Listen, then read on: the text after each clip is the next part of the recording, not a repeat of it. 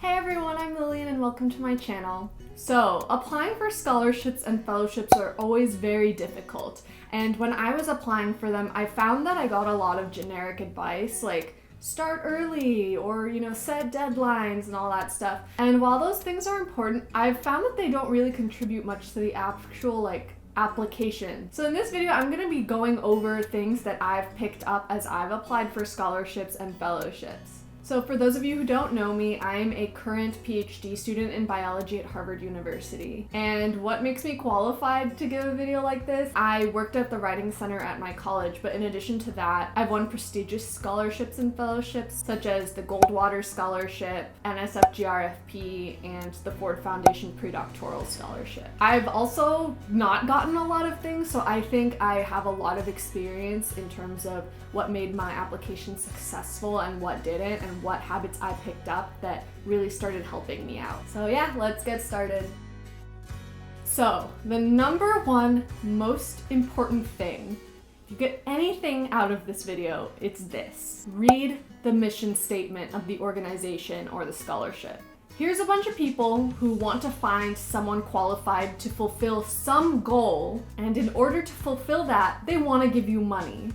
But they're not just gonna give money to anyone, even if you're amazing, right? They wanna give money for a particular purpose. And I still think, having read a lot of fellowship applications, that this is the number one mistake that people do.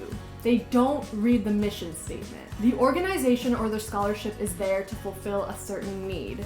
And even if you are the most incredible applicant in the world, if you don't fulfill that need, they're not gonna pick you for something. So as you're putting your application package together, you really have to think about what the purpose of the scholarship or the fellowship is and what you bring to the table. So next, now that you have read the mission statement, and believe me, you need to read the mission statement, what you need to do is write that mission statement down and make sure that every single part of your application relates back to that mission statement. So what do I mean by that? If the mission statement is to fund future leaders in science, use the word leader. Talk about your leadership skills. You can't just not address that. So make sure, one, that the essays reflect back and use the language of those mission statements.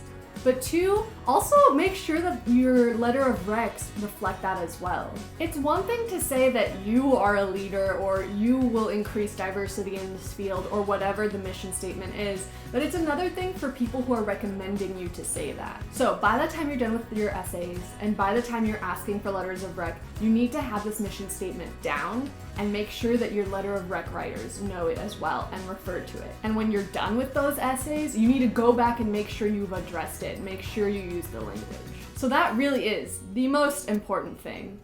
Really, the mission statement. I'm gonna mention some other stuff, but really, the mission statement part, I think, is what made me, an average applicant to an applicant that really stood out and won a lot of these awards. So, mission statement. Another important thing you want to do is read sample essays for the fellowship or the scholarship you're applying to. My college didn't have much access to sample essays for scholarships that I was applying for. Some colleges do, and if so, go to your fellowships office or scholarships office and they'll have stuff like that. But if not, then maybe ask around. When I was applying to Goldwater, a lot of my friends knew winners of Goldwater and they were more than willing to pass on their applications to help me. Just know, especially for fellowships where you're proposing something, things can often be confidential. There may be data that isn't published yet or things that are secret that are not actually allowed to be made known to the public. That goes for me too. Most of my applications have things that are confidential, so sorry about that.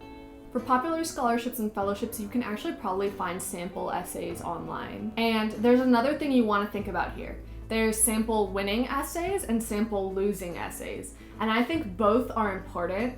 Obviously, the sample winning essays maybe have a little bit more weight, so if you're looking for anything, look for people who have won the fellowships before. But if you can get your hands on some essays that actually didn't get funded, that is helpful as well, because you can actually see the difference between the essays that did get funded and the ones that didn't, and make sure that you don't make the same mistakes that maybe happened in the essays that didn't get funded. So most people at this point would be saying things like, make sure you don't have typos, and typos, yeah, you don't want to have a lot of typos, but I think I've had a typo in every single application I've submitted and I still got funded. It was only one, but it was still there, and I was so exasperated when I discovered it and thought I wouldn't be funded, but then I was. So I'd say yes, look for typos, but also make sure that you've actually met the guidelines and the format instructions that the fellowship or the scholarship has provided. If you make a typo, that's not going to disqualify you. But if the scholarship or fellowship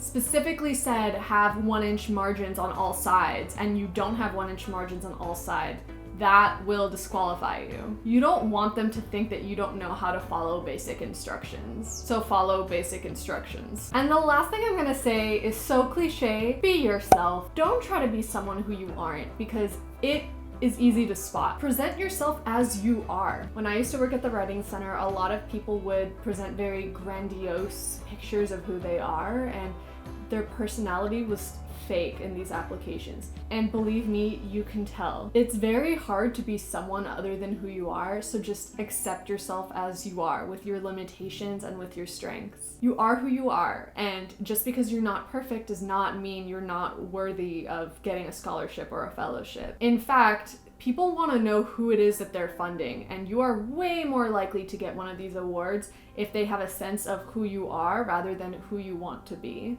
So yeah, that's about it. I really think I started being successful when I discovered how to do all this. And there's not a straightforward way to do any of this, except for reading the mission statement. That is straightforward, and just do it.